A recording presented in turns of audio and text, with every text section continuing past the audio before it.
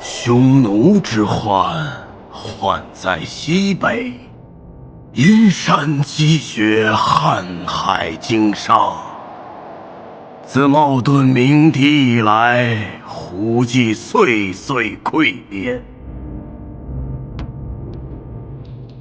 幸得未获，复河套筑金汤。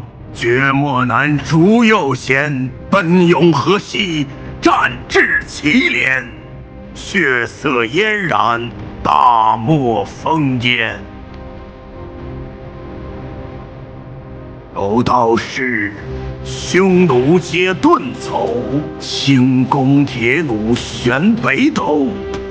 汉旗卷流云，铁甲铿然作雷声。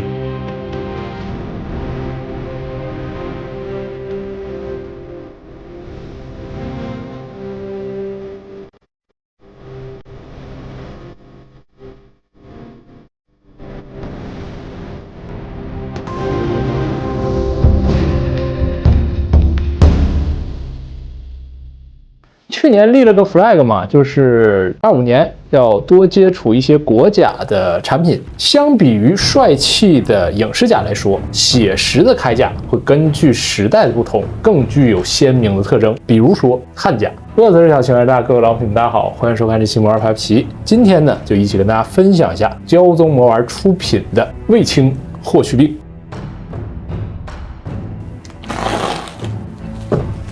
两款这个包装一起看啊，基本的风格都一样，但是颜色上完全不同。花纹呢，就是非常有那种时代的感觉了。我是很喜欢骄宗一直以来用这种很古典的纹样，既复古又具备传统的美感。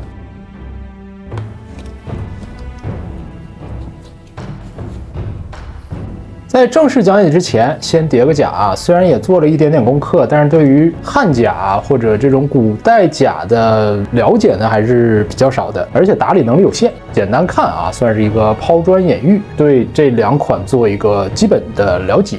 其实从形制上，这两款这个甲胄都是相似的啊，应该是那个大名鼎鼎的中山靖王刘胜墓中所出土的汉甲作为原型的。造型呢还是很有时代特征，我个人是没有玩过其他这种1:6的汉甲产品的。就这两款上手的第一观感是觉得所有的甲片做得很细小，而且排布很工整、很密集。这些绳线上也是在保证它坚固的基础上，尽量做到了最细、最还原。这个我很喜欢它这种排布和造型。比如说它这个袖子部分啊，这种叫筒袖，是360度完全包裹的。拿到实物之前，我会担心的就是这个袖子对于臂膀的可动会有多少的限制，但是玩起来，我感觉非常的舒适啊，很丝滑，特别的灵敏啊，因为它的排布很工整，甲片很细小，所以说能够带来一种好像真实铠甲，不能说松散啊，畅快的那种感觉。我是很爱让它动一动这个胳膊啊，就感觉很爽。再者呢，就是它这个领口的部分，汉甲会惯用一个这种叫做盆领的造型，有种高领的那种很帅气的感觉啊。很鲜明的地方就是这个领口这里。然后两款对比，再简单看一看区别啊。大范围的就是颜色的不同，卫青的话红黑搭配更符合我印象中汉甲常用的那种颜色，红线加黑色的甲片。霍去病的话，实际两种颜色啊，一个是视频中体现的红线加银甲，还有白线加黑甲的一个搭配。银甲的话会很亮丽，我觉得少年气会更强一些。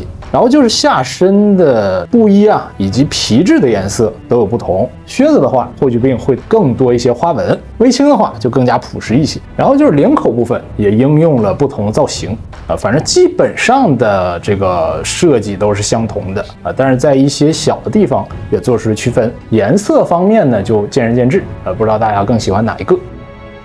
区别最大的当然是头雕这个部分啊。先说说他们这个铁盔本身产品的内部是带有一个红色的绑绳的，头盔可以完美的箍住这个头雕啊，我就姑且就直接这样套上，我觉得也很美观。两款产品都依据着这两个不同的人物，给出了自己对于面部造型的理解啊。卫青的话更加稳重成熟，当然年龄肯定也会更大一些，很老练。而且确实够帅啊。然后是霍去病的这个头雕，首先它会更加的年轻化，更加具有英气。当然我也看到一些朋友说造型会不会太狠了一些啊？能打出这样战绩的一个少年将军啊，他这张脸肯定不会是一个很稚气或者说清秀的面容啊。体验下来，我觉得这两款头雕相比于之前的一些产品还是有一定进步的啊。这主要凸显在它可动眼整个眼皮眼眶的这个部分，相比于之前一些产品更加细腻，神情神态的表现会相对更自然。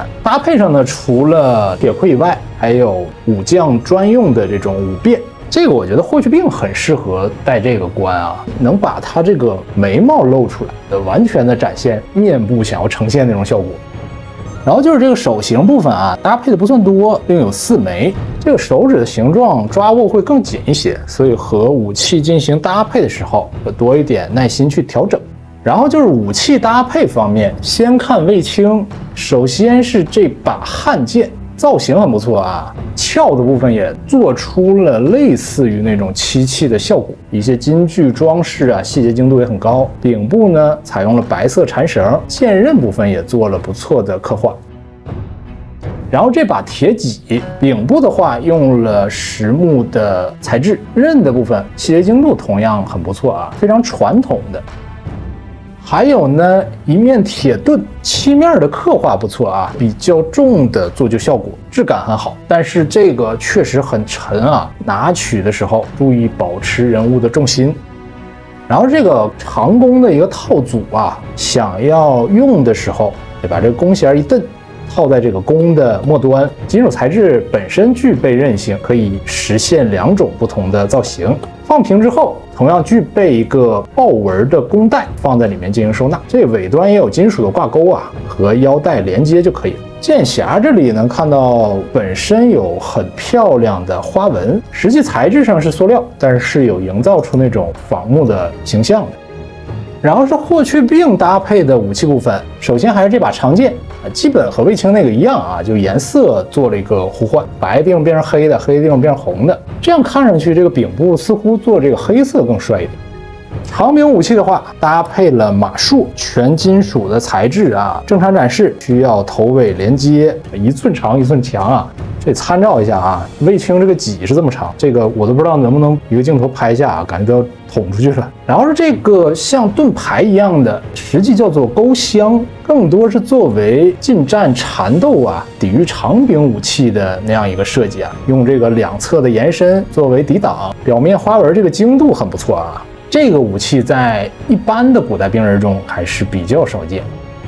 然后最有意思的其实是这把汉弩，因为也用了全金属，所以拿在手中还是比较沉的。后端这个类似于扳机的区域呢，具备很明显的金色花纹，同样可以实现拉弦儿，然后把这个箭矢摆放上去。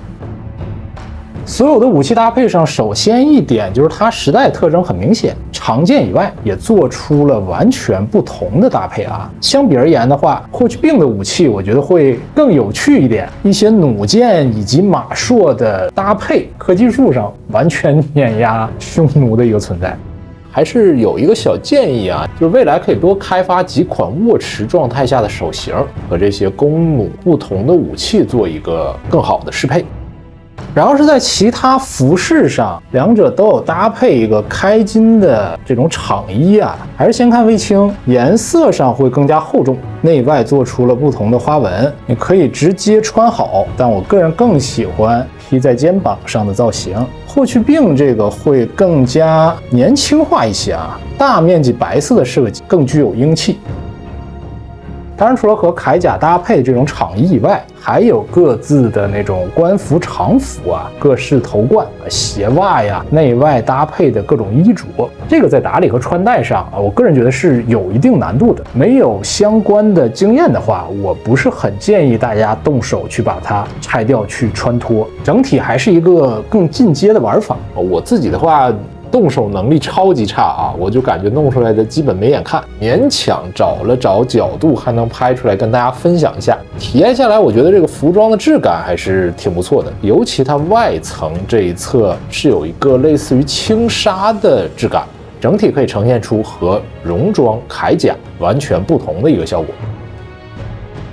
时间有限啊，只能跟大家做一个简短的分享。对于这2款产品，我还是觉得在造型的设计上，还有人物的选择上，都是非常令我满意和喜欢的，属于说是在古代军事中 T0级别的那种武将啊，也是深受大家喜爱的。再加上汉甲这种特殊性，我觉得产品目前所体现的这种完成度，对于我个人而言是很满意的，效果很好。尤其是这种甲片的细密，还有这种绳线的连接，工艺上、质感上都很不错。一直在强调就是非常的工整。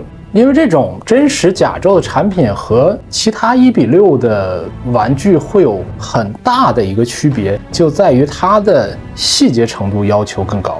真正想要给它呈现到和实际的甲胄同样的质感，那种工整的感觉，难度也可想而知。而且刨除甲胄以外，你还要考虑到和整体人物的一个搭配穿戴上，怎样能上身之后显得利落整洁，开箱之后整体的这种贴合感或者说真人感是很强的。我觉得不太需要再去做额外打理，已经能够呈现出一个很好的效果。就新手而言，只要戴好头盔，握持一下武器，就可以还原出玩具想要凸显那种人物气质了。如果你因为打理这个原因对古代玩具望而却步的话，这2款也其实很适合新人上手啊。对于老玩家，丰富的配件和服装也能够满足一些多元搭配和自低的需求。其实类似的这种带有鲜明朝代风格的甲胄也不在少数啊。希望未来能够围绕着不同民族吧，不仅仅是汉甲，不同朝代的，包括他们的敌人，我觉得也可以做一些少数民族的那种风情的甲胄，也会是一个很好的选择。讲道理，在玩这个产品的时候啊，毕竟也要做那么一点点功课，不知不觉的这个被动的一些奇怪知识也在默默上升，挺好的，也算一种学习。然后呢，这一期呢就先分享到这里了，喜欢的朋友们记得一键3连，我们下一期再见了，拜拜。